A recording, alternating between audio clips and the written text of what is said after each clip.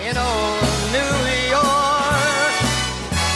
If I can make it there, I'll make it anywhere. It's up to you, New York, New York. Bonjour à tous, bonjour à toutes, c'est Raph, nous sommes le 18 septembre 2021 et puis voilà, nous nous retrouvons pour nos 3 vidéos du week-end. Donc on va commencer comme d'habitude par le DAX, regarder un peu ce qui s'est passé sur les marchés cette semaine et puis bouger un peu nos zones pour la semaine prochaine, hein, parce on reste un peu collé dans le bas dans le bas de cette distribution là. Enfin, pour le moment ça ressemble à une distribution en tout cas. Donc on verra, c'est un gros range, hein, un gros range hebdo. On va aller voir en hebdo tout à l'heure, on le voit bien, même en mensuel, hein.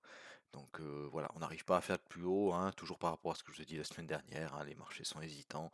On a eu quelques bonnes nouvelles cette semaine au niveau américain surtout, mais pas assez pour faire remonter les marchés sur le moyen terme, disons, hein. On a des petits rebonds, mais c'est tout. Donc voilà, c'est pas non plus une grosse chute vertigineuse, hein, si on va voir directement en hebdo. Ouais, on peut se mettre carrément en mensuel. On va voir mieux, histoire de dézoomer un peu. Voilà, hein, vous voyez qu'on reste ici dans ce range-là, hein, aux alentours de cette grosse bougie mensuelle ici qui contrôle les prix. On essaye de la casser par le bas, on n'y parvient pas. Par le haut, on a essayé 2 fois, on n'y parvient pas non plus. Voilà. On est bloqué ici dans cette zone de prix là, hein, disons entre les 15 250 à peu près et les 16 000 grosso modo, hein, 15 800, 16 000. Voilà, donc là, on va gentiment patienter qu'on sorte. C'est normal qu'il y ait des arrêts, hein, de tendance. Maintenant, ça ne veut pas dire que la tendance haussière va continuer. On verra bien ce que ça nous dit. Mais d'abord, on va commencer par analyser la semaine. Alors, on a ouvert sur la petite flèche. Hop. Tac, on a ouvert sur la petite flèche noire ici. D'accord, lundi. Donc, directement, on est venu rechercher ici les précédents bas qui sont là et le pivot mensuel. Vous voyez que le pivot mensuel, très clairement, cette semaine, il a bloqué. Donc ça, c'est quand même un petit signal de faiblesse, hein, de la part du marché. On n'arrive pas à passer au-dessus du pivot mensuel. On se rappelle que le mois dernier, par exemple, le DAX n'était pas venu chercher son pivot mensuel du mois d'août. Donc on était quand même bien haussier, hein, on s'est maintenu au-dessus. Là, c'est l'inverse, on se maintient au-dessous. Alors évidemment que voilà, il y a encore la moitié du mois, hein, on peut évidemment casser tout ça à la hausse et puis le pivot mensuel pourra agir comme support, mais pour l'instant, en tout cas, force est de constater que regardez, hein, c'est très précis, hein, tac, à chaque touche, tac, on fait quelques tics au-dessus, d'accord, 5 ou 6, hein, et puis boum, ça repart à la baisse. D'accord, donc ici, il y a des vendeurs. Ce qui est intéressant également sur cette config-là, c'est que, eh ben ici, d'accord, quand on a des mèches comme ça, hop, des petites mèches sur un niveau, hein, c'est que dans cette zone ici, il y a beaucoup de stop loss. D'accord? Donc même si on veut partir à la baisse, on risque quand même de venir chercher cette liquidité ici avant de repartir à la baisse, pourquoi pas. Ok? Donc ça sera une zone à surveiller. Ensuite, si on analyse la semaine, donc lundi, qu'est-ce qu'on fait? D'accord, on monte directement chercher, comme on a dit, le pivot mensuel et la moyenne 200, hein. C'est une zone qui est intéressante, d'accord. On a le haut de la bougie mensuelle. On n'atteint pas notre zone 1, hein, mais vous savez que cette zone ici, on avait dit qu'on devait la surveiller, les 15 008. Ensuite, on avait ici, ça je l'avais mis dans le Discord, on avait une bougie mère en 4 heures qui était incluse, cette bougie ici, d'accord, était incluse dans une bougie mère en daily. Je vais vous la montrer rapidement. Hop. C'était cette bougie-là, d'accord? Donc la bougie de lundi, ensuite, elle a contrôlé les cours toute la semaine jusqu'à vendredi où on a cassé en clôture par le bas, d'accord? Donc on s'attendait peut-être plutôt à avoir une cassure par le haut, hein, mais voilà, c'est pour ça qu'il faut toujours attendre des signaux. On a une cassure par le bas. En 4 heures ensuite, qu'est-ce qui s'est passé pour le reste de la semaine? Donc on est venu chercher dans un premier temps le bas de la bougie 4 heures. Vous voyez que le bas de la bougie 4 heures et le bas de notre bougie hebdo ici qu'on a depuis plusieurs semaines maintenant, elle tient. d'accord, elle tient dans un premier temps, d'accord, il y a les 15 600 aussi, regardez, hop, on vient juste pas les faire, on a fait, ouais, 15 610. Et on remonte sur chercher quoi? Le haut de la bougie 4 heures et de la bougie daily et le pivot mensuel, d'accord, et le haut de la bougie mensuelle. Ici, on avait quand même une belle zone, hein, d'accord, on avait une belle zone. Regardez, si on descend en 1 heure, et ça je vais vous montrer parce que c'est un setup qui est intéressant. Alors, si on descend en 1 heure, ici, quand on voit cette zone ici, hein, on est protégé. Ici, on a un bloc de contrat. D'accord? Alors moi, honnêtement, j'attendais le prix un poil plus haut, hein. J'ai pas eu cette baisse ici. J'ai pas eu cette baisse là de vendredi. Pourquoi? Parce que moi, je l'attendais ici. J'aurais aimé qu'on vienne piquer ici à l'open de 9 heures, d'accord? Qu'on vienne piquer là. Pourquoi? Parce que je me suis dit, bon, on a le haut de la bougie daily, le haut de la bougie 4 heures. Le pivot mensuel. Alors c'est clair que c'était un niveau, bah, il y avait le risque, hein, il y avait le risque de, regardez, de mettre son entrée ici et puis un stop à 70 points. Pour moi, c'est trop. Donc je le fais pas. Donc j'aurais voulu qu'on vienne ici dans ce bloc-là. Parce qu'il y avait encore la bougie mensuelle et puis surtout bah, ce beau bloc ici qui avait cassé. Regardez les précédents bas qui sont là. Hop, la flèche elle est là. Voilà, on avait cassé ces précédents bas ici, ces précédents bas ici. Tac, tac, on était venu les retester, etc. Et j'attendais qu'on revienne là. Malheureusement, voilà. J'ai attendu toute la semaine, mais on n'est pas revenu. Alors c'est comme ça, c'est ça aussi le trading, hein, ma foi. On rate un mouvement, c'est pas grave. Au moins, c'était safe. Et puis voilà, pas perdu d'argent. Donc ben voilà, à la fin de la semaine, vendredi, on a un beau pin bar quand même. On a un beau pin bar qui est confirmé ici, hein.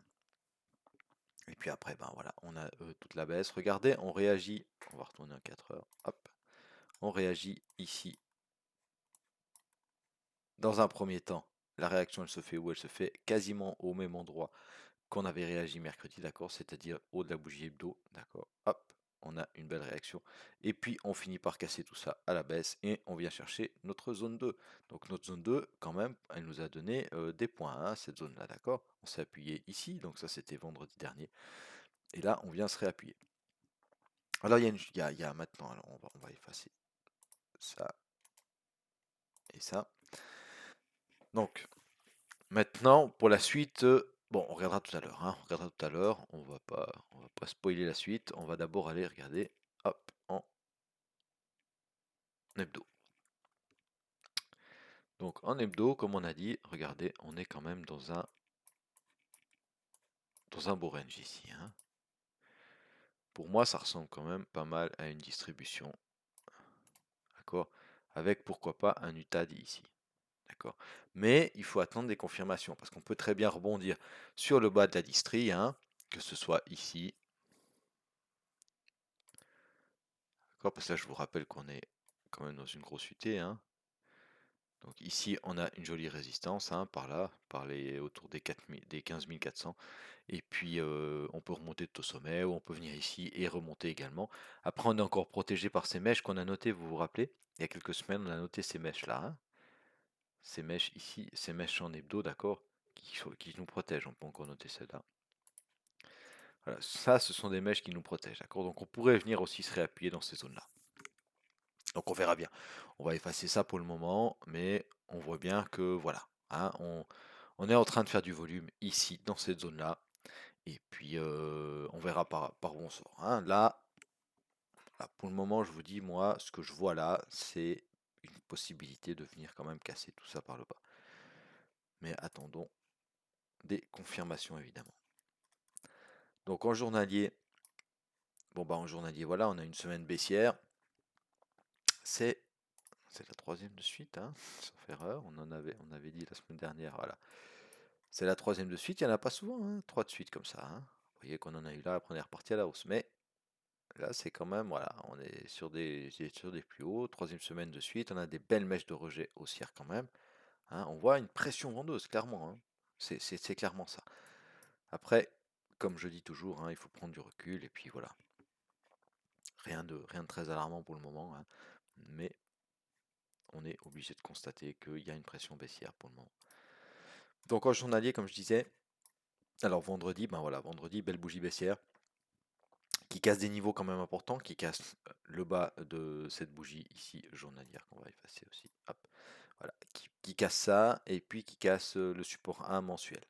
D'accord? Donc maintenant on est dans notre zone 2, hein, comme on a dit. On va voir. On va voir pour la suite. Euh, mais voilà, on casse des niveaux par le bas, hein. Pour le moment, c'est comme ça.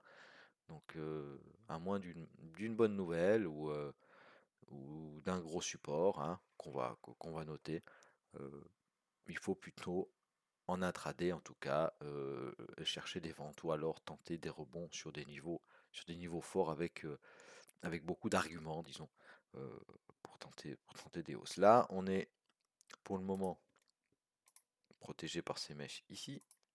D'accord? Vous voyez que là, on a une belle zone, hein. On va aller en 4 heures. Voilà, c'est juste sous la zone 2, hein. D'accord? Donc la zone 2, on va la déplacer un tout petit peu. Et puis, on va prendre en compte, et bien voilà, il y a ces mèches ici, il y a cette mèche ici, il y a cette mèche ici. Et si on continue, il y a encore des mèches un peu plus loin. Bon, on va déplacer un tout petit peu notre zone 2 pour voir pour être un peu plus précis, hein. D'accord? Commençons par la zone 1. Alors, la zone 1, vu qu'on passe plus ici, hein, on passe plus ici, on a le pivot, le haut de la bougie mensuelle, les 15 800 qui bloquent. D'accord? Je vous propose, si vous êtes d'accord, de la rabaisser ici. D'accord? Donc notre zone 1, on la met ici. On va la mettre comme ça. D'accord? Donc zone 1, pivot mensuel, 15 800, et puis haut de la bougie mensuelle. Ici, on a un beau bloc de contrat, hein. D'accord? Ça, je vous laisserai, maintenant, vous savez, dessiner ces blocs. D'accord? En 4 heures, il est comme ça. Si on descend en 1 heure pour l'affiner un petit peu, on va le faire ensemble. Hop. On va le faire ensemble. Excusez-moi, voilà. Alors là, on peut déjà l'affiner un petit peu.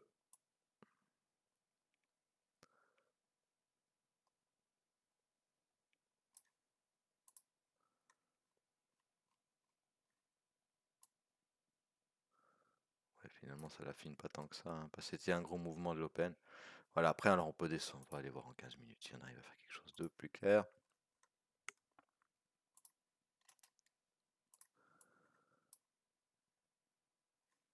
Ouais, en 15 minutes, on peut prendre seulement cette bougie-là. Mais voilà, c'est un bloc qu'il faudra surveiller, hein. On va pas faire trop gros notre zone 1, histoire que ça reste lisible. Mais voilà, là il y a un bloc à surveiller, d'accord. Si on revient sur cette zone ici, il y aura clairement des vendeurs. Mais rappelez-vous ce que je vous ai dit au début de la vidéo. Ici, on a une zone de liquidité à venir chercher, donc des stops et puis des ordres acheteurs aussi, hein, parce qu'il y a des gens qui traitent des breakouts, d'accord, et puis qui se disent, eh bien, si on arrive finalement à casser ce pivot mensuel, d'accord, cette zone 1, ce haut d'IB mensuel, les 15 800, etc., etc., ils auront mis des ordres pour choper le cours ici, pour aller faire, hop, éventuellement des plus hauts, hein. Donc on a un risque ici. Alors, premièrement, on a un risque d'accélération, d'accord? Parce que quand on va taper tous ces ordres, tout, ça va faire monter, ça va faire tous des ordres d'achat, hein, d'accord? Donc ça va faire que ce soit les stop loss, d'accord? Alors les stop loss sont des ordres de vente, mais du coup ça va permettre aux instituts d'acheter et puis ça va faire partir le cours, d'accord? Pardon, je vous ai dit une bêtise. Les stop loss, ce sont des ordres d'achat parce que c'est des stop loss des gens qui sont en vente, d'accord? Et puis inversement, les, les OC, d'accord? Donc les ordres conditionnels, c'est-à-dire les ordres qui ont été placés, des ordres acheteurs qui ont été placés au-dessus de ces niveaux pour jouer le breakout, eh ben tous ces ordres-là vont dans le même sens, d'accord? Donc à l'achat. Donc ça risque de faire une petite accélération, d'accord? Donc jusqu'où ça c'est à voir, hein, peut-être. Ici, on a aussi un joli petit bloc, d'accord, qui a provoqué cette belle chute ici, d'accord. Donc ça, ce sera une zone à surveiller, hein, notre ancienne zone 1, d'accord. Ou alors on revient ici Et puis les vendeurs sont toujours plus forts pour le moment. On veut conserver cette liquidité-là, on ne veut pas la toucher. On a décidé d'aller plus bas. Alors on revient et on repart à la baisse. D'accord, j'espère que j'ai été clair. Je me suis un petit peu embrouillé là, mais voilà, je pense que je vous ai expliqué ça correctement. Donc zone 1, hein, si vous êtes d'accord, on la laisse là. Zone 2, alors comme on a dit, on va dézoomer un tout petit peu. Zone 2, moi je vais la baisser un petit peu. Pourquoi? Parce que, alors bon, bah, on a cassé cette S1 mensuelle ici. On n'a pas encore cassé plus bas, mais je vais essayer de la... Alors, on va supprimer ce rectangle.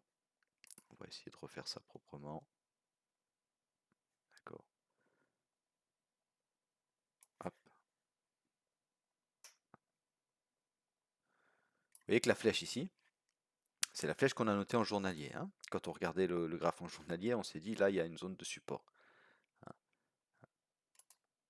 On peut la supprimer, hein, d'accord, parce qu'on fait... Hop.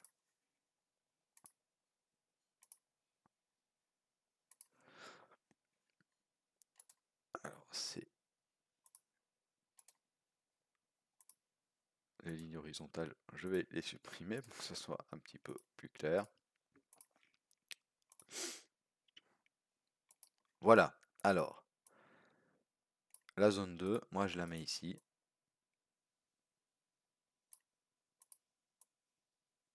D'accord, 15 450, 15 400, 450, hein, il faut qu'on prenne les 400 avec évidemment, parce que c'est un instit qui est intéressant.